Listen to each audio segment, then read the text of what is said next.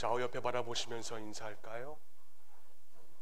제자의 사명을 감당합시다. 시작. 네, 저는 우리 공동체가 구원을 받은 것에 의하여서 마침점을 찍고 다 이루었다라고 생각하는 자들이 아니라 구원이 다시 한 번 더 출발점이 될 수 있는 성숙한 신앙인들이 될 수 있기를 주님의 이름으로 축원을 드립니다. 오늘 우리는 누가복음 12장 16절로부터 20절까지의 말씀을 통하여서 어리석은 자라는 제목으로 하나님께서 저에게 주신 말씀을 여러분들한테 전하려고 합니다. 언젠가 우리는 이제 매 주일 여러분 이제 예배를 이렇게 드리시고 또 교제를 나누시고 몇몇 분들은 이제 댁으로 돌아가십니다. 돌아가셔서 이제 가정에서 제자의 사명을 감당하시는 분들도 있고 또 여러분들이 속한 세상에서도 제자의 사명을 감당하시는 분들도 있습니다. 그리고 이제 여러분들이 다 가정에 돌아가시고 또 사회에 돌아가시고 난 다음에 매주일 오후 5시쯤 됐을 때에 당회실에서 장로님들과 저와의 얘기가 있습니다. 그 대화 가운데 주된 이슈가 뭐냐면은 각 목장에 어떤 일이 발생을 하였는지, 또 어떤 분이 가정에 우환이 있는지, 또 어떤 분이 기업에 우환이 있는지, 또 오늘 주일날 출석하신 분들과 결석하신 분들의 이유는 무엇인지 그것에 대하여서 이야기를 나눕니다. 그러다가 어떤 장로님께서 저에게 말씀을 하셨어요. 무슨 말이냐면은 목사님은 왜 부임한 지 2년 9개월인데 헌금 설교를 왜 한 번도 안 하십니까? 라는 그러한 말이었어요. 제 목회 철학은 이겁니다. 제 목회 철학은 헌금이라는 것은 은혜 받을 때 하는 거다라는 것이 제 목회 철학입니다. 그래서 은혜 받으면은 누구든지 할 수 있는 것이 헌금이다라는 게 제 철학이에요. 그런데 제가 하루는 그 장로님의 이야기를 듣고 목양실에 돌아와서 생각을 한번 했습니다. 과연 이게 맞는 건가? 고아중앙교회 부임한 지 이제 만으로 2년 9개월 차 접어들고 있습니다. 그동안 저는 2년 9개월 동안 여러분들한테 주일날 설교한 그 이슈가 뭐였냐면은 위로와 평안 그리고 순종, 이 세 가지에 집중을 하였습니다. 여태까지 저는 2년 9개월 동안 여러분들 앞에서 헌금에 대하여서는 한 번도 설교를 한 적이 없었습니다. 그래, 이게 과연 성경적으로 맞는 건가, 또 맞지 않는 것인가, 이 부분에 대해서 제가 고민을 하고 있었어요. 근데 언젠간 밥 러셀이라는 목사님이 계셨습니다. 밥 러셀이라는 목사님께서 아마 여러분 유튜브에 접속하시면 그분의 간증을 들을 수가 있을 겁니다. 저를 교육하시는 목사님이셨는데요. 그 목사님께서 이렇게 이야기를 하는 거예요. 저로 하여금 아주 깊이 있고 뼈에 부딪히는 내용을 말씀을 하셨습니다. 뭐냐면은 그분이 이렇게 처음 목회를 시작하면서 이제 저와 같은 딜레마에 빠졌나 봅니다. 그래서 그가 이렇게 다짐을 했다 그럽니다. 뭐냐면은 나는 헌금에 관해서는 평생 동안에 있어서 꼭 한 번만 설교하겠다. 아무래도 헌금 설교를 하면은 교인들이 부담을 느낄 때니까는 나는 평생 동안 교회에서 헌금에 관한 부분은 한 번만 설교하겠다라는 겁니다. 그리고는 정말 그 밥 러셀 목사님께서 헌금 설교를 딱 한 번만 했습니다. 그리고 설교할 때 특별히 교인들에게 뭘 구했냐면 양해를 구했어요. 성도 여러분, 오늘 제가 여러분들에게 헌금 설교를 합니다. 부담스럽더라도 좀 귀를 열고 들어주시기를 바랍니다. 1년에 제가 한 번만 하겠습니다 라고 그렇게 선언을 하고 설교를 한 거예요. 수십 년이 지나자 하나님의 말씀을 묵상하고 깨닫는 동안에 이게 잘못된 것이라는 것을 이분이 깊이 깨달았게 되었다라는 겁니다. 예를 들어 이거예요. 여러분, 성경에서 여러분 수요 심야 기도회 때 지금 우리는 고린도 공동체를 살펴보고 있습니다. 근데 그 고린도 공동체 안에 그 영적인 간음 또 육적인 간음하는 자들이 많이 나와 있어요. 근데 그들을 가리켜서 우리가 성적 범죄를 저지르지 마십시오, 성적인 범죄를 저지르면 안 됩니다 라는 것은 하나님의 엄연한 명령이라는 거예요. 그런데 그 명령에 불순종하면은 죄를 짓는 것입니다. 마찬가지로 헌금도 하나님의 명령이에요. 근데 이 하나님의 명령인데 성도들이 부담을 갖고 미안하다라는 것에 생각이 들어서 1년에 그 헌금에 관한 설교를 한 번만 전한다? 이거는 잘못된 생각이라는 겁니다. 만약 간음에 관한 설교를 한다고 합시다. 여러분, 오늘 현대사회 2019년도 이 9월 달의 모습을 한번 보십시오. 오늘날 이 사회가 성적으로 잘못된 숨은 행위를 하는 분들이 얼마나 많이 있습니까? 저와 같은 성직자들도 청년 자매들을 데리고 가서 성적인 범죄를 저지르고 있는 서울에 있는 모 교회 이단의 그 모습 또한도 여러분 언론 매체를 통하여서 발견할 수가 있지 않습니까? 또 어떤 고신 측의 선교 단체는 여중생을 13년 동안 끌고 다니면서 성적인 범죄를 저질렀다는 것도 여러분 각종 언론 매체를 통하여서 발견이 되었어요. 그런데 그런 부분에 있어서 성적인 범죄를 저질렀다라고 해서 설교를 할 때에 오늘 제가 여러분들에게 귀에 거슬리는 설교를 하려고 합니다 라고 하면서 만약 성적 문제에 연루된 분들이 있다면은 특별히 양해를 바랍니다 이렇게 하면서 설교를 시작한다라는 것은 그거는 좀 잘못됐다라는 겁니다. 그 말씀에 여러분 거부감을 느끼고 또 예배를 드리다가 그 말씀에 마음에 좀 이렇게 와닿지 않아서 예배 자리를 박차고 밖에 나간다는 사람이 몇 명 생기더라도 거기에 구애받지 않고 간음하지 마십시오, 그렇게 살면 안 됩니다 라고 전하는 것이 바로 목회자의 사명입니다. 그렇기 때문에 헌금에 있어서도 마찬가지입니다. 러셀 목사님이 이 사실을 깨닫고부터는 그가 1년에 한 번만 설교를 했던 그 헌금 설교를 이제는 1년에 서너 차례씩 헌금 설교를 한다라고 이야기를 하였어요. 근데 놀랍게도 성도 수가 점점 더 많아지고 교회에서 교인들에게 점점 더 많은 것을 요구하고 질적인 것을 요구하자 오히려 교인들이 더 강해졌다라는 겁니다. 여러분, 헌금 설교를 많이 안 한다고 해서 그 좋은 것 아닙니다. 중요한 것은 한 번을 하든 또 10번을 하든 간에 바로 하나님의 말씀을 가르치는 것이에요.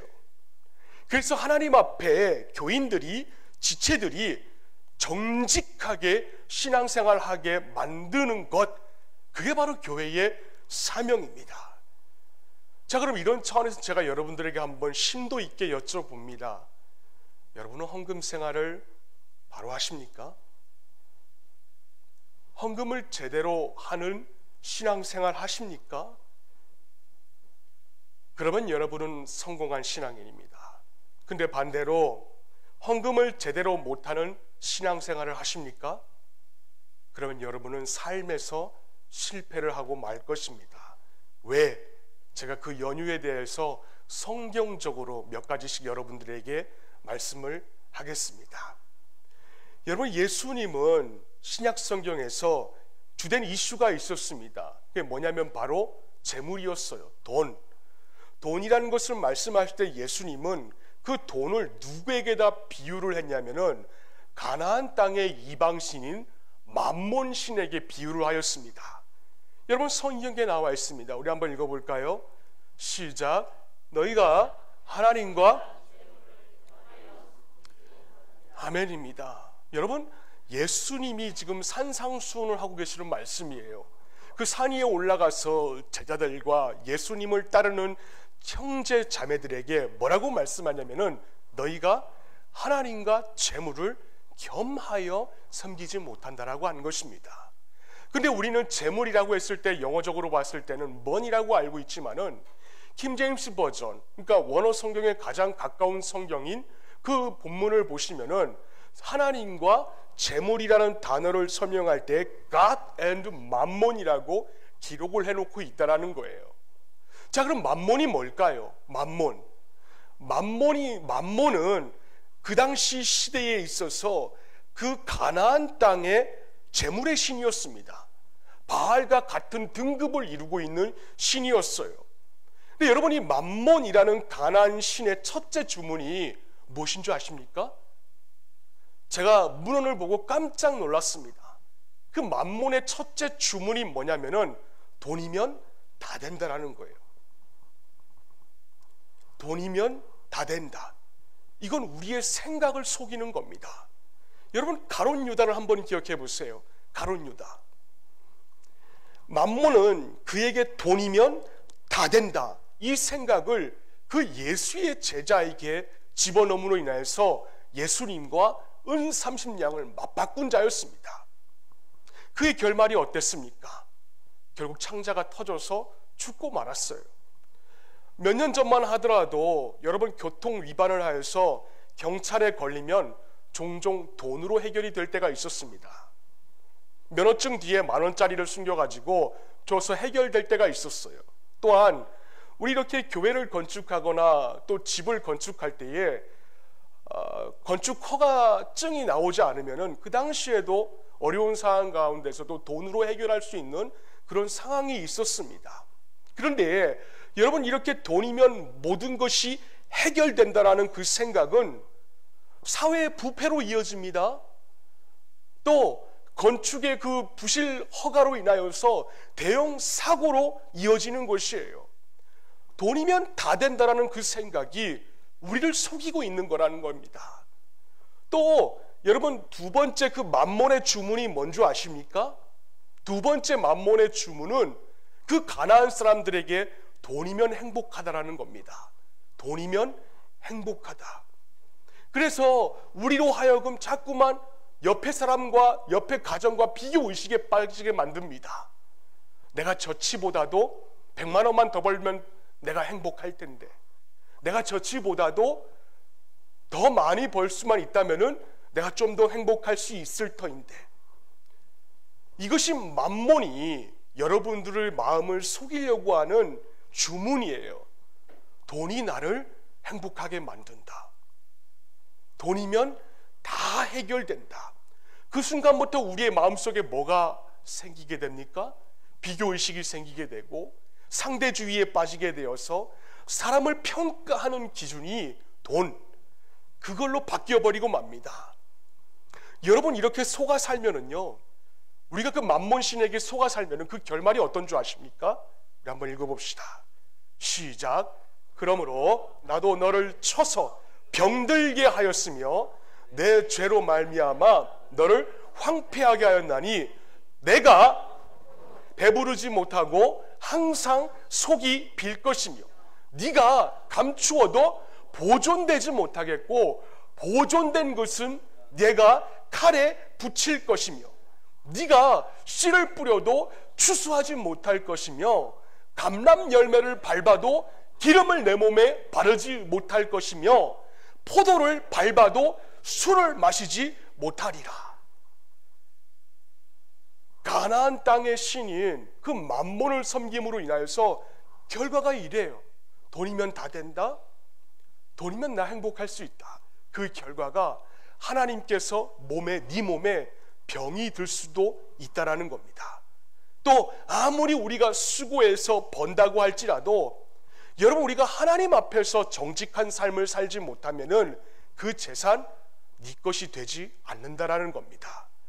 배부르지 못하고 하나님께서 네가 가지고 있는 재산을 칼에 붙여서 반드시 추수하지 못하게 만든다라는 것이 하나님의 언약의 말씀이라는 거예요. 왜 하나님께서 이렇게 혹독하게 우리들에게 말씀하시는 걸까요? 여러분, 미가서 6장 16절 말씀에 보면은 그 하나님의 마음을 우리가 살펴볼 수가 있습니다. 우리 한번 읽어봅시다. 시작. 너희가 오므리의 율례와 아합 집의 모든 예법을 지키고 그들의 전통을 따랐다. 아멘. 거기까지입니다. 모든 예법을 지키고 그들의 전통을 따랐다. 여러분, 아합이 누굽니까? 아합은 이스라엘에서 가장 악한 왕입니다. 그는 이세벨 여인과 결혼함으로 인하여서 하나님을 유일신으로 섬기고 있는 그 이스라엘을 타락시킨 장본인이에요. 돈이면 다 돼. 너희들 행복할 요소는 돈밖에 없어. 자신에게는 부유하지만은 하나님에게는 인색한 자에게는 이런 아합의 모든 예법을 지키는 자이고 전통을 따르는 자라는 겁니다. 하나님이 바라볼 때 그렇대요. 때문에 그런 사람은 우상 숭배하는 것과 똑같다라는 것입니다. 그래서 헌금 생활을 잘하는 분은 여러분 신앙생활을 정직하게 하는 자예요. 다시 한번 제가 말씀을 드립니다. 헌금을 많이 내라? 그 말이 아닙니다. 헌금을 많이 내고 적게 내고 그런 게 중요한 게 아닙니다. 중요한 건 뭐냐면은 우리 지체들이, 여러분들이 하나님 앞에 정직하게 신앙생활 하는가, 정직하지 못하게 신앙생활 하고 있는가, 이겁니다. 여러분, 한 달에 내는 11조 우리가 한번 들어봅시다. 우리 11조 제가 몇몇 분에게 말씀드린 분이 계세요. 근데 11조를 왜 내야 되는 줄 아십니까? 레위기 27장 30절 말씀에 하나님께서 이렇게 말씀하셨습니다. 우리 한번 읽어볼까요? 시작. 10분의 1은 우리가 가지고 있는 10의 1은 하나님의 것이라는 거예요. 그 하나님의 것입니다. 그래, 어떤 분은 저에게 반문할 수가 있을 거예요. 목사님, 그 구약의 율법 아닙니까? 아니에요. 이건 예수님도 똑같이 강조하셨습니다. 마태복음 23장 23절 말씀에 보시면 예수님이 이와 같이 말씀하십니다. 시작. 화 있을진저 외식하는 서기관들과 바리새인들이여, 너희가 박하와 회양과 근처의 11조는 들이되 율법에 더 중한 바 정의와 긍휼과 믿음은 버렸다. 그 다음에 그러나 이것도 행하고 저것도 버리지 말아야 할지니라. 율법인 11조도 버리지 말라라는 것입니다. 그런데 우리는 하나님의 것을요, 하나님의 것으로 돌려드리지를 못해요. 왜? 아까우니까. 여러분, 근데 중요한 건 뭔지 아십니까? 그러면서 여러분들의 자녀들에게는 정직하라고 가르치고 있다는 거예요. 정작 여러분들은 하나님 앞에 정직하지 못하면서 저 청년들이나 저 중고등부 아이들한테는 정직하라고 가르치고 있다는 겁니다. 여러분, 지난주에도 제가 말씀을 드렸어요. 지난주에도 말씀드렸다시피 여러분, 이 비 오는 날에 부산대 그 아이들이나 서울대 아이들이나 이젠 연세대 아이들도 늘었습니다. 고대 아이들도 늘었어요. 그 아이들이 이 비 오는 날씨에, 태풍이 몰아치는 이 날씨에 왜 핸드폰에 라이트를 켜가면서 이 시위를 하고 있는가? 여러분, 그거는요, 어느 한 정치인의 금수저, 흑수저가 문제가 아닙니다. 어느 한 정치인의 금수저, 흑수저가 그 문제가 아니라 그 정치인이 여태까지 강단에서 똑바로 살아라, 정직하라, 그렇게 한 부분에 대해서 자기의 삶이 실천되지 않는 부분에 있어서 젊은 아이들이 공분을 일으키고 있는 것이에요. 정직성에 대하여서, 도덕성에 대하여서 실망한 것입니다. 근데 여러분, 우리는 어떤가요? 주일날 이렇게 왔어요. 그리고 성경책을 옆구리에 끼고 옵니다. 그러면서 우리는 스스로 생각하기는, 나는 이만하면 됐어, 나는 하나님 앞에 정직한 자야 라고 그렇게 생각을 가집니다. 여러분, 오늘 본문에도 바로 그런 자가 등장을 하고 있어요. 사실 예수님께서 주신 이 비유의 말씀을 우리 잘 알고 있습니다. 이거 모르는 분 없어요. 당시는 농경사회였습니다. 농사를 지어서 얼마를 추수하느냐에 따라서 그 사람의 재산의 부가 판가름이 나는 시대였어요. 어떤 사람이 농사를 지었습니다. 근데 해마다 수확이 막 몇 배로 늘어가지고 창고를 막 자꾸 짓고 자꾸 짓는 것이었습니다. 손만 대기만 하면은 막 황금알이 들어오는 것 같은 그런 엄청난 축제를 오늘 이 본문의 사람이 하고 있는 것이에요. 그래서 자기도 모르게 그의 생각 안에 교만한 마음이 싹트기 시작합니다. 어느 날 혼잣말로 중얼거렸습니다. 여러 해 동안 물건을 많이 쌓아두었구나. 이제 이만큼 재산을 모았으면 됐어. 저금 통장으로 보나, 또 내가 가지고 있는 주식 보유량을 보나, 부동산 그 산을 사놓은 것을 보나, 이 정도면 좀 내가 좀 충분하지. 난 성공한 삶이야. 때문에 내 영혼아, 이제 좀 먹고 이제 좀 마시고 좀 즐거워하자. 편안히 쉬면서 좀 즐거워하자. 이런 말을 했습니다.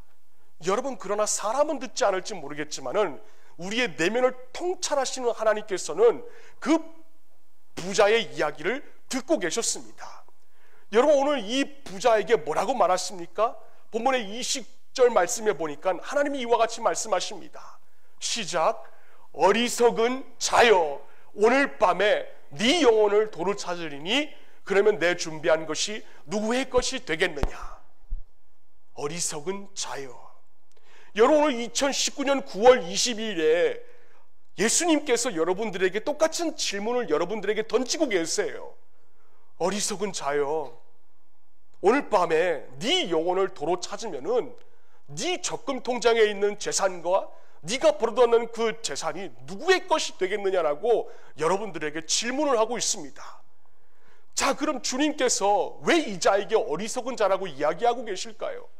왜 이렇게 추상과도 같은 꾸지람을 하고 계시는 걸까요? 우리가 그걸 알기 위해서 먼저 본문에서 말씀하고 계시는 이 어리석다, 이 어리석다의 그 의미를 우리가 알아야 할 것입니다.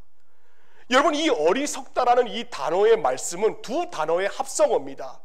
영어로 보시면은 not, 부정어와 그리고 생각하다, 그 단어가 결합된 합성어예요.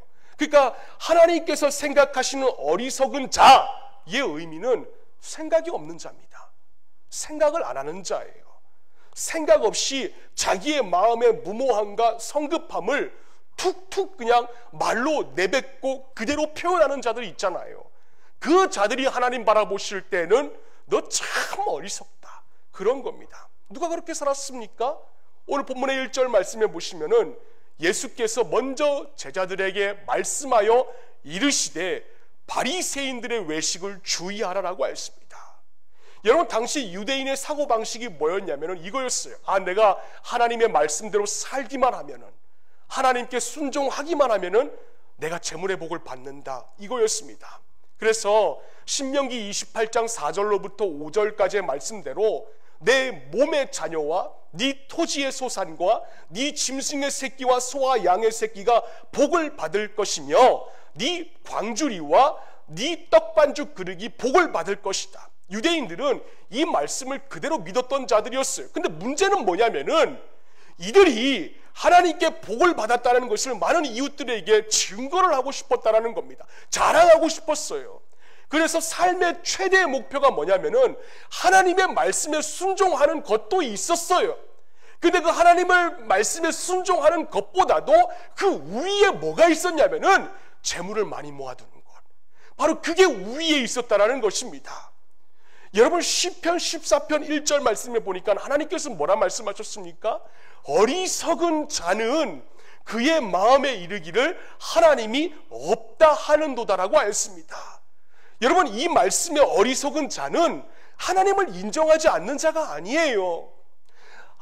하나님은 살아계신 하나님이야, 하나님은 반드시 계셔, 인정은 합니다. 그러나 하나님이 없는 것처럼 행동을 하는 자, 하나님이 없는 것처럼 삶에 드러나는 자, 그래서 하나님이 그런 자를 가리켜서 어리석은 자라고 말씀하고 있는 것입니다. 오늘 본문의 부자도 마찬가지였어요. 먼저 이 자의 어리석음이 뭡니까? 제가 본문을 묵상할 때 여러 가지가 있었지만 딱 한 가지만 여러분들에게 말씀드릴게요. 이 부자의 어리석음은 자기가 번 돈이 자기 것인 줄 알고 있습니다. 자기가 모은 재산이, 자기가 받은 월급이, 자기가 가지고 있는 돈이 자기 것인 줄 알고 있었어요. 여러분, 그는요 관리자입니다. 관리자이고 주인은 누구냐면은 하나님이세요. 세상에 살 동안 하나님께서 잠깐 강건하면 80년 동안 너 좀 관리하라 라고 맡겨놓은 재산에 지나지 않습니다. 그럼에도 불구하고 이 부자의 착각이 뭐냐면은 자기의 창고에 모아들이고 있는 그 재산이 자기 것인 줄 알고 있었어요. 자기 손에 있잖아요. 그래서 내 것이야 하는 그 단순한 생각, 사고방식에 젖어 있었습니다. 철저한 자기중심적이죠. 이기주의죠. 그래서 오늘 본문의 17절부터 19절 말씀해 보시면은 1인칭 대명사가 굉장히 많이 나오고 있어요. 우리가 가지고 있는 개역개정 성경에는 잘 드러나고 있지는 않지만 영어 성경에 보시면은 내가, I, 그리고 1인칭 단수 주격 모두가 몇 차례 나오면은 그 짧은 본문 가운데 내가, my, I 6번이나 기록이 되고 있습니다. 나의 재산, 모든 것이 그렇게 나오고 있어요. 이 뭘 말하냐면은 이 부자의 관심이 뭐냐면은 하나님을 알고 있음에도 불구하고 하나님이 아니라 창고에 모아들이고 있는 자기의 재산이었다라는 거예요. 자신의 가족만 안전하면 돼요. 이 부자가 그랬어요. 자신의 자녀만 유학 잘 다니면 돼요. 이 부자가 그랬어요. 나만 잘 살면 돼요. 이 부자가 그랬습니다. 내 부모만 잘 살면 돼. 이 부자가 그랬어요. 그런데 이 자가 하나님을 안 믿는 자가 아니었어요. 하나님을 믿는 자였습니다. 근데 그의 마음에는 하나님은 우선순위에 밀려나고 있었어요. 오직 자기 자신의 재물과 자신의 필요와 자신의 미래에 대해서만 걱정을 합니다. 여러분, 이 부자 오늘 본문 한번 가만히 한번 보세요. 이 부자가 돈을 모을 때에 자기가 어떻게 부자가 되었는지, 누구의 기도로 그 자가 부자가 되었는지, 또 어떻게 비옥한 땅을 그가 갖게 되었는지, 누가 하늘과 땅에 이른 비와 늦은 비를 내리게 하고 있는지, 그 모든 것들을 다 잊어버리고 말았습니다.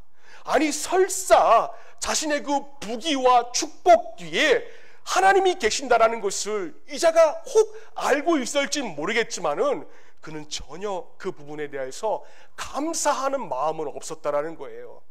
그래서 본문의 말씀에 보시면은 당연히 유대인은 소제와 화목제와 번제를 드려야 되는데 이 자는 10분의 1도 떼어서 하나님께 드린 적도 없었고 소제나 화목제를 드렸다라고 하는 부분도 본문 어디에도 나와 있지 않습니다. 그래서 이 자가 하나님 바라보실 때에 너 어리석은 자, 가증스럽다, 딱 그렇게 규정을 해놓고 있다라는 거예요. 여태상 29장 11절 말씀 우리 한번 읽어볼까요? 시작. 천지에 있는 것이 다 주의 것이로소이다. 아멘. 이 땅에 하늘과 땅에 있는 모든 것들이 다 하나님의 것이라는 겁니다. 천하의 모든 것이 우리 것이 아니라는 거예요. 때문에 본문의 부자는 겸손히 두려워 떨면서 내가 가지고 있는 재산 내 것이 아니다. 청지기로서의 역할을 그 자가 감당했다면은 그 자는 어리석은 자가 아니라 슬기로운 자가 될 수가 있었습니다. 근데 그는 그렇지 못했어요. 왜? 나만 알았기 때문에 그렇습니다. 이건 우리 지체들이 가장 경계해야 될 모습이에요. 아이, 내 사업체, 내 어린이집, 그리고 내 기업체, 내 직장, 내가 교사로서의, 내가 학생들을 가리키고 있는 교사로서의 직장, 내가 잘 벌고 내가 잘 살고 있는데 뭘 경계해야 되는가? 내 자녀 유학생활 잘하고 있고 내 자녀 군인들로서의 직분을 다 감당하고 있는데 나 먹고 살고 있는데 내가 뭐 기도 안 해도 되겠지, 뭐가 걱정이야? 여러분, 이게 뭔지 아십니까? 이기주의예요. 이기주의. 목회를 하는 제 입장에서 한번 봅시다.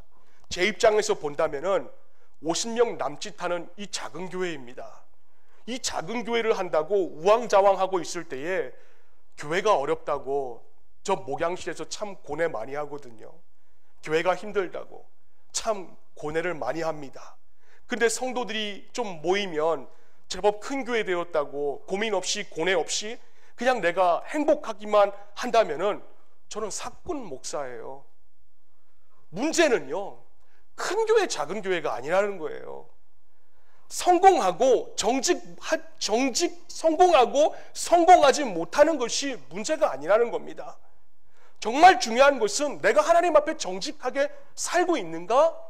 아니면 하나님 앞에 정직하지 못하는가? 여러분, 정직한 그리스도인이라면 오늘 이 사회를 바라보면서 여러분 가정의 문제처럼 우리가 좀 아파할 줄 알아야 합니다. 괴로워해야 돼요. 이게 없으면요, 바로 그 사람은 변질되기 시작한 것입니다. 예수님은, 하나님은 노아의 때에 먹고 마시고 장가들고 시집가고 사는 것이, 그것이 변질이다라고 말씀하셨어요. 여러분, 먹고 마시고 장가들고 시집가는 것이 뭐가 잘못입니까? 그러나 이게 내 것인데 내가 써야지 하면서 온통 즐기는 인생으로 살아간다면은 그게 하나님 바라보실 때 변질이라는 거예요. 여러분, 이렇게 자신만을 위하는 것을 성경에는 뭐라고 말씀하시고 있는 줄 아십니까? 출애굽기 32장 1절 말씀에 보니까는 백성이 모세가 산에서 내려오미 더딤을 보고 모여 백성이 아론에게 이르러 말하되 일어나라, 우리를 위하여 우리를 인도할 신을 만들라. 여러분, 누구를 위하여 신을 만들라고 합니까? 우리를 위하여서, 자신들을 위하여서 신을 만들어 달라고 하고 있는 것입니다. 여러분, 신구약 성경 66권 가운데서는 우리를 위하여, 나를 위하여, 너를 위하여 하는 모든 행위들을 하나님은 우상 숭배로 간주하고 계세요. 그래서 레위기 26장 1절 말씀에 보니까는 너희는 자기를 위하여 우상 만들지 말라. 또한 신명기 4장 16절 말씀에도 그리하여 스스로 부패하여 자기를 위해 그렇게 만들지 말라라고 하였습니다. 그러니까 우상을 섬기는 자의 공통된 특징은 모두가 다 나예요. 자기입니다. 너, 나예요. 그러니까 우상을 섬기는 자가 다 그래요. 즉 하나님은 나를 위하여 하는 그 모든 우상을 만드는 근본적인 원인인 잘못이 나, 자기 사랑에 빠지는 것이라고 말씀하고 있는 것입니다. 그래서 피트 윌슨이라는 자가 쓴 하나님인가 세상인가라는 얇은 책자에 보시면은 존 칼빈이 말을 이렇게 인용을 하였습니다. 인간의 마음은 우상을 만들어내는 공장이다. 여러분, 제가 다시 한번 말씀드릴게요. 사람의 마음은, 저와 여러분의 마음은 우상을 만들어내는 공장이라는 것입니다. 어떻게 그가 이렇게 촌철살인과 같은 말을 할 수 있는가 모르겠어요. 욕망을 하나님처럼 섬기는 시대를 우리가 살고 있습니다. 그러다 보니까는 좀 더 많이 벌고 좀 더 내 것이라고 생각하려고 하는 그런 세상 속에 살고 있다 보니까는 나도 모르게 우리 내면 세계가 하나님 이외에 다른 것을 만들어버리는 우상의 공장이 되어버리고 말았습니다. 여러분, 누가 그런 줄 아십니까? 삭개오가 그랬어요. 삭개오가. 그는 누가복음 19장 말씀해 보시면 세리 중에서도 장이었습니다. 세리의 으뜸이었어요. 당시 이스라엘을 로마 제국의 지배를 받는 그런 시대였습니다.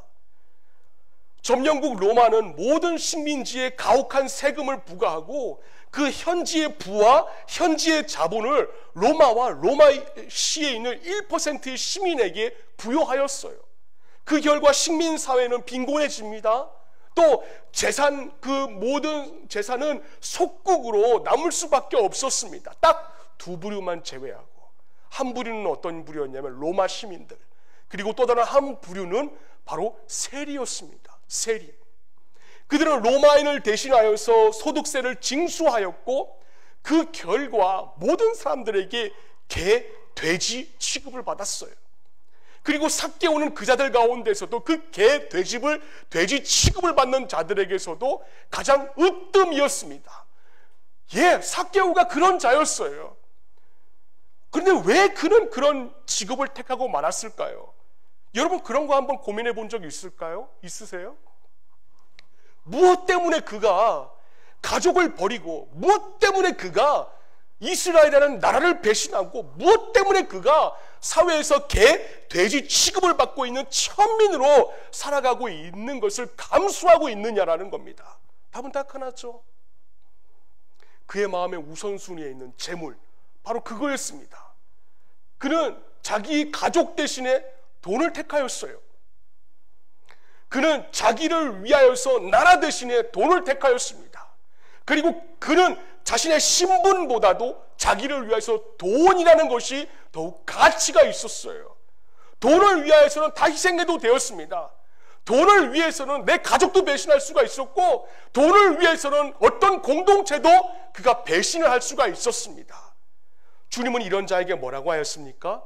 누가복음 16장 13절 말씀에 보면은 지파인이 두 주인을 섬길 수 없나니 혹이를 미워하고 저를 사랑하거나 혹이를 중히 여기고 저를 경히 여길 것입니다. 너희가 하나님과 재물을 겸하여 섬길 수 없다. 그럼 여러분은 어떻습니까? 우리 청년들은 어떻습니까? 또 중고등부 학생들은 어떻습니까? 사실 우리의 가치관이 삭개오와 별 차이가 느껴지지 않을 때가 참 많이 있습니다. 여러분들의 가정에는 여러분 부합니다. 또 여러분 자녀들에게는 부합니다. 자신에게도 부합니다. 그런데 하나님에게는 인색합니다. 그래서 교회에 다닌다고 하면서도 하나님을 믿어요. 믿는데 우선순위에서는 늘 밀립니다. 마치 오늘 본문의 어리석은 자처럼. 2008년도에 두산그룹을 새로운 재단으로 맞이하는 중앙대학교가 있습니다. 서울에 있는 중앙대학교에서 이번에 90년대생, 그러니까 우리 공동체 안에 있는 저 청년들에게 향하여서 의미 있는 조사를 한 것이 있습니다. 여러분 한번 들어보세요. 100명을 대상으로 90년대생들, 여러분들 자녀들에게 리서치를 한 거예요. 그 리서치 주제가 뭐였냐면 이거였습니다. 좋은 직종에서 우선순위를 두고 있는 것이 무엇입니까? 아마 여러분 다 답이 머리에 떠오르고 있을 겁니다. 100명을 대상으로 90년대생들한테 질문을 하였는데 무려 83.5%가 돈이라고 얘기를 하고 있었다라는 거예요. 83.5%. 그런데 제가 그 보고를 쭉 읽다가 가장 충격적인 게 뭐였냐면은, 마음 아픈 게 뭐였냐면은 90년대생들, 그러니까 소위 21살, 22살 그 여자 대학생들에게 어떤 직종을 택하여서 돈을 벌기를 원합니까? 라는 그 질문에 답이 단기간이라고 답한 20대의 여학생들이 48.6%가 나왔다라는 거예요. 그러니까 20대의 그 젊은 여자들 그 마음속에 돈이면 다 된다라고 생각하고 돈이면은 자기의 몸을 팔아도 된다는 그 생각이 2명 가운데 1명이 다 그런 생각을 가지고 있다는 겁니다. 여러분, 왜 이런 수치가 나오게 되었을까요? 물론 사회적인 영향도 무시 못할 겁니다. 그러나 저와 여러분이 아이들 앞에서, 여러분 저 청년들 앞에서 여러분이 그렇게 산 거예요. 내가 그렇게 산 거라는 겁니다. 애들 앞에서 돈 이런 가치관이 아이들에게 독포선처럼 퍼진 결과가 오늘 그 리서치의 결과라는 거예요. 여러분, 세상이 우리를 향하여서 내뱉는 그 소리를 외면하지 마세요. 저들이 잘못됐다라고 얘기하지 마세요. 세상의 사람들이 믿는 우리를 향하여서 너 참 입만 살았다, 그 비아냥거리를 멈추지 않는 그 현실이 우리를 부끄러워해야 할 줄 알아야 한다는 겁니다. 말로는 그렇잖아요. 우리가 온 세상을 막 들었다 놨다라고 할 정도로 사랑의 능력이 여러분들에게 많이 있고 복음의 능력이 여러분들에게 그렇게 크다고 하면서 내 안에 있는 작은 욕심 하나 우리는 내려놓지 못하고 살아가고 있는 우리의 모습 아닙니까? 그 결과 나한테는 후합니다. 자녀들에게는 후회해요. 여러분들 가정에는 후합니다. 그런데 하나님에게는 인색한 거예요. 그래서 바울은 고린도전서 4장 20절 말씀에 보면은 하나님의 나라는 말에 있지 않다 그랬습니다. 오직 능력에 있다라고 하신 것이에요. 저는 이 말씀이 우리 고아중앙 교회에 하시는 말씀인 것 같아서 참 뼈를 때리고 있습니다. 오직 삶의 신철적인 모습에 있다는 사실을 우리가 새겨야 할 것이에요. 여러분, 이 농부의 이름, 오늘 본문의 이 농부의 이름이 뭡니까? 어리석은 자일까요? 아닙니다. 이 자의 본명이 분명히 있을 거예요. 본명이 분명히 있을 것인데 하나님은 그의 진정한 이름을 본문상에서 거론하지 아니하시고 딱 5글자, 너 참 어리석은 자, 이걸로 그의 본명을 대신하고 있다는 겁니다. 우리가 아무리 다른 사람으로부터 좋은 칭찬을 듣고 참 저 사람 법 없이도 살 사람이야 소리를 듣고 산다고 할지라도 하나님께서 그 이름을 허공에 날려버리시면은 넌 어리석은 자라고 낙인을 찍혀버리고 만다라는 것입니다. 그때부터 그것이 우리의 진정한 이름이 되어버린다는 사실을 우리가 잊지 말아야 할 것이에요. 이처럼 이 부자는 자기의 것을 자기 것으로만 생각을 하고 살다가 인생을 끝냈기 때문에 하나님께서는 그를 어리석은 자라고 말씀하고 있는 거예요. 때문에 우리는 이 세상에 살 동안 하나님의 자녀로서 엄숙한 자세를 가지고 우리가 양자택일을 해야 될 것입니다. 여러분을 위하여서 부자가 될 것인지, 하나님을 위하여 부자가 될 것인지, 나를 위해서 재물을 쌓을 것인지, 하나님을 위하여서 재물을 쌓는 자가 될 것인지 겸하여 섬길 수가 없다라고 하였습니다. 때문에 우리는 선택을 할 때가 바로 오늘이에요. 자, 그럼 어떻게 해야 될까요? 적용입니다. 여러분, 돈을 이웃을 위해서 사용하십시오. 이웃을 위해서 사용하시고 하나님 앞에 정직하십시오. 여러분, 소돔과 고모라의 멸망에 대해서 잘 아실 것입니다. 여러분, 그 소돔과 고모라가 왜 멸망한 줄 아십니까? 에스겔 16장 49절 말씀을 세번역 성경으로 보니까는 멸망의 원인이 이렇게 나와 있습니다. 네 동생 소돔의 죄악은 이러하다. 소돔과 그의 딸들은 교만하였다. 또 양식이 많아서 배부르고 한가하여 편안하게 너희는 살면서 가난하고 못 사는 사람들의 손을 붙잡아 주지 않았다. 그들은 가난한 사람들에 대해서 무관심하였습니다. 어려운 사람들을 돕지 않았습니다. 왜? 성경은 그들이 교만하였기 때문이라고 명시하고 있어요. 이 교만이 무엇인 줄 아십니까? 내가 노력해서 내가 번 돈이야. 내 통장의 재물은 내 거야. 이건 하나님을 위해서 쓸 수가 없어.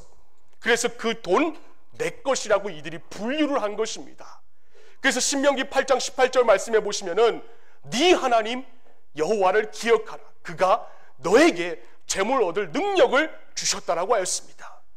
내가 수고하여 번 돈 여러분 것 아니라는 거예요. 직장이나 사업을 통하여 재물을 얻는 능력을 주신 분도 하나님이십니다. 직장도 건강도 사업을 통하여서 재물 얻을 능력도 하나님이 주셔야 여러분이 재물을 얻을 수가 있는 것이에요.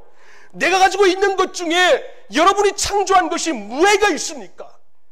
디모데전서 6장 7절 말씀에 보니까는 우리가 세상에 아무것도 가지고 온 것이 없다라고 했습니다. 아무것도 가지도 못한다라고 했습니다. 아무것도 가져온 것도 없고 아무것도 가져갈 수가 없어요. 근데 사람들은 내 능력으로 번 돈 내 것 생각을 한 결과 그 성 소돔과 고모라가 전부 다 멸망하고 만 것입니다. 여러분, 이 말씀 하나님의 레마의 말씀입니다. 진리의 말씀이에요. 이런 차원에서 시편은 우리에게 지침을 마련해 주고 있습니다. 시편 41편 1절로부터 3절까지의 말씀 우리 다 함께 읽어봅시다. 시작. 가난한 자를 보살피는 자에게 재앙의 날에 여호와께서 그를 건지시리로다. 여호와께서 그를 지키사 살게 하시리니 그가 이 세상에 복을 받을 것이라. 주여 그를 그 원수들의 뜻에 맡기지 마소서. 여호와께서 그를 병상에서 붙드시고 그가 누워있을 때마다 그의 병을 고쳐 주시나이다. 할렐루야. 이 말씀에서 주님은 가난한 자를 보살피는 자들에게 세 가지 약속하였습니다. 첫째는 너희가 가지고 있는 재산을 재앙의 날에 여호와께서 그를 건지실 것이고, 네가 가지고 있는 재산을 이웃을 위하여서 쓰고 하나님 앞에 정직한 신앙생활을 한다면은 이 세상에서 하나님의 은혜를 누릴 것이며, 마지막에 병상에서 붙드시고 그가 누워있을 때마다 그의 병을 고쳐주실 것이라고 약속하였습니다. 할렐루야. 여러분이 드라마의 주인공이 될 수 있기를 바랍니다. 김미진 씨가 저술한 왕의 재정이란 책이 있어요. 전 이 책을 보고 우리 교회의 모든 지체들이 다 한 번씩은 읽어봤으면 좋겠습니다. 특별히 우리 젊은 청년들과 우리 중고등부 아이들과 또 저 자녀들을 두고 있는 부모들이 반드시 저 책은 읽어야 된다고 생각을 갖고 있습니다. 저 책을 보면서 이런 이야기가 쓰여 있어요. 여러분, 저 저자의 주인은 권사님이십니다. 그런데 특이한 것은 권사님은 마을에서 보이는 고아들과 거지들을 모두 집안으로 들어와서 식구처럼 지낸 분이셨어요. 때문에 권사님의 딸은 고아라거나 또 뭐 거지라고 하면은 치를 떠는 거였습니다.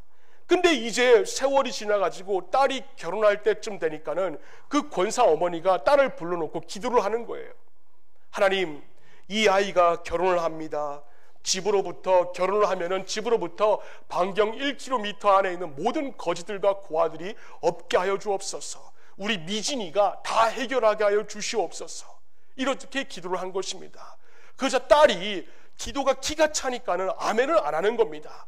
그러니까 아멘을 안 하니까는 이 권사님 어머님이 기도하면서 점점 반경을 넓히는 겁니다. 하나님, 우리 미진이가 결혼을 하면은 집에서 반경 10km, 그래도 아멘을 안 합니다. 그러니까 어머니는 자꾸만 숫자를 넓혀가는 거예요. 200km? 아니, 대한민국 전역에 있는 거지들이 한 명도 없게 우리 미진이가 해결하게 해 주시옵소서. 그래, 안 되겠다 싶어가지고 이 딸이 엄마 잠깐만 하고 나서 방에 가서 가만히 생각을 했다 그럽니다. 그리고 다시 돌아와서 엄마, 내가 다시 아멘 할게요 라고 해서 처음 1km 할 때에 아멘으로 끊었다라고 그래요. 그리고 결혼을 했습니다. 결혼을 하고 나서 이 미진 작가가 어디에 살았냐면은 서울 강남에 있는 압구정동 현대 아파트, 그러니까 거지가 없어 보이는 동네로 이사를 간 거예요. 근데 극장에 가는데, 신사동에 있는 극장을 가는데 그 신사 사거리에 가면은 지하도가 있습니다.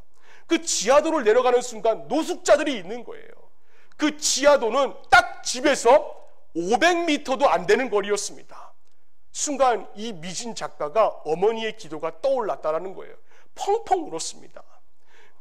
그리고 서울역에서 이제 시간이 지나 이 미진 작가가, 이 김미진 자매가 노숙자 사역을 시작하는데, 역 앞에 가려고만 하면은 그 서울역에 가보신 분들은 아시겠지만 지하도가 있어요. 근데 그 지하도에는 늘 테이프 장수가 있었는데, 그 노숙자에게 죽을 싸가지고 가던 그 미진 씨와 미진 자매와 아들에게 이 테이프 장수가 늘 악담을 하는 거였습니다. 당신들 때문에 이 겨울철에 저 거지놈들이 안 죽군 거라고, 사람 같지도 않는 거지들에게 먹이지 말라고 그렇게 저주를 했다라는 거예요. 하지만 그래도 이 미진 자매는 자신의 재산이 내 것이 아니라는 그 생각에 3년을 더 사역을 했습니다. 그런데 어느 날 이 자매가 화가 많이 나 있었는데 서울역에 가는 그 길에 그 테이프 장수가 또 서 있는 거예요. 그래, 이번에는 내가 화가 많이 났기 때문에 저 테이프 장수 나보고 뭐라 그러면 내가 가만히 있지 않겠다, 벼르고 계속 별났다고 합니다. 근데 그 테이프 장수가 부르다라는 거예요. 아줌마, 아줌마.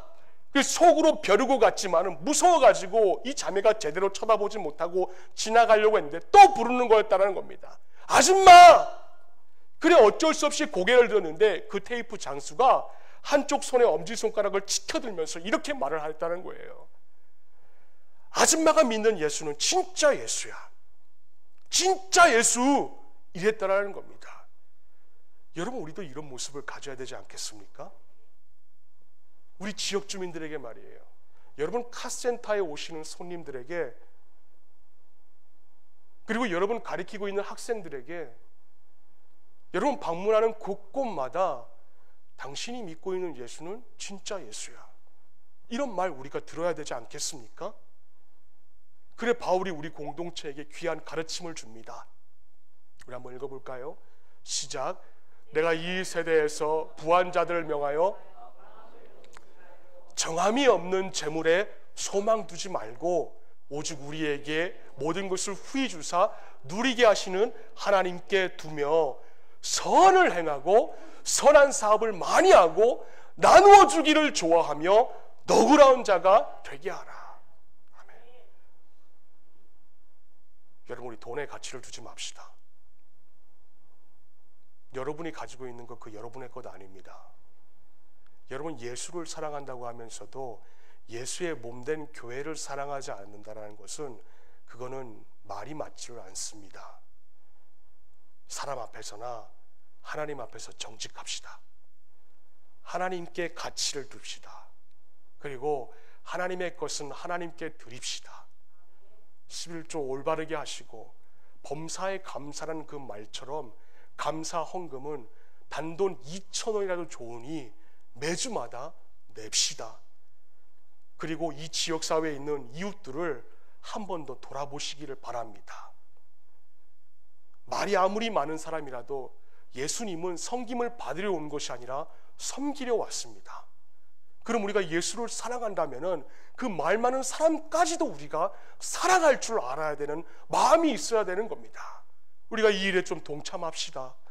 그래서 우리가 이 지역사회를 살릴 수 있는 믿음의 공동체가, 현명한 공동체가 될 수 있기를 바랄 수 있는 우리 공동체가 될 수 있기를 주님의 이름으로 축원을 드립니다.